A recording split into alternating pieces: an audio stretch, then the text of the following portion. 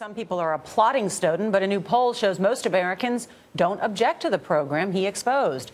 That Washington Post Pew Research Center poll finds 56% support phone surveillance if it's done for national security reasons. The poll found less support for government surveillance of email and other online activity. Senior correspondent John Miller is here. He is a former deputy director of national intelligence. John, good morning. Good morning. Is the government preparing charges against Snowden, and can they find him? Well, they are preparing charges.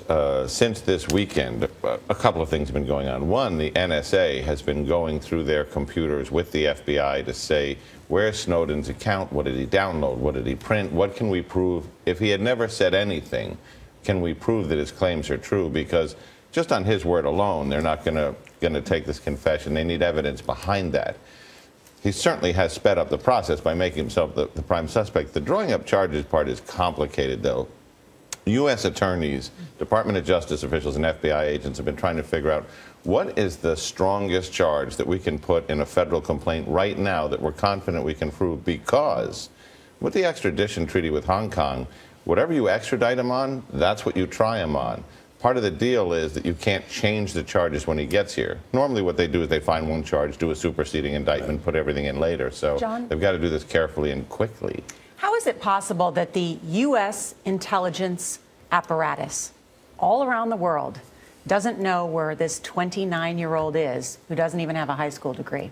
Nora, what makes you think they don't know exactly where he is? So good. That's why I asked that question. Well, I asked a question, too. You think we know where he is? I understand the capabilities and the tools. I worked there long enough to know if they want to find somebody, they can usually do it. Now, there are exceptions to that, but they have a big head start on this guy. Okay, next question. He said in this interview that he did with Glenn Greenwald that I had access to, the full rosters of everyone working at the NSA, the entire intelligence community, and the entire undercover assets all around the world. Is that possible, or is he exaggerating? Here's a young man who's given to a little bit of hyperbole, but in the intelligence community, there are master directories, and they go by agencies. It's almost like a yellow pages, if you will, or a white pages of spies.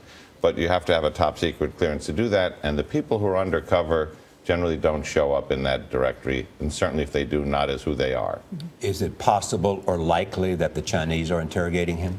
Well, this is a little bit of a jump ball, Charlie, because you have an American who's willing to give up secrets, who understands the inside of the intelligence community and some of its darkest corners, allegedly. It's not just the Americans who might want to talk to him, especially if he's looking for asylum. A number of hostile nations would love to run into this guy and say, well, come to us, we'll take good care of you. And that could be a real problem. Incredible. John, thank you.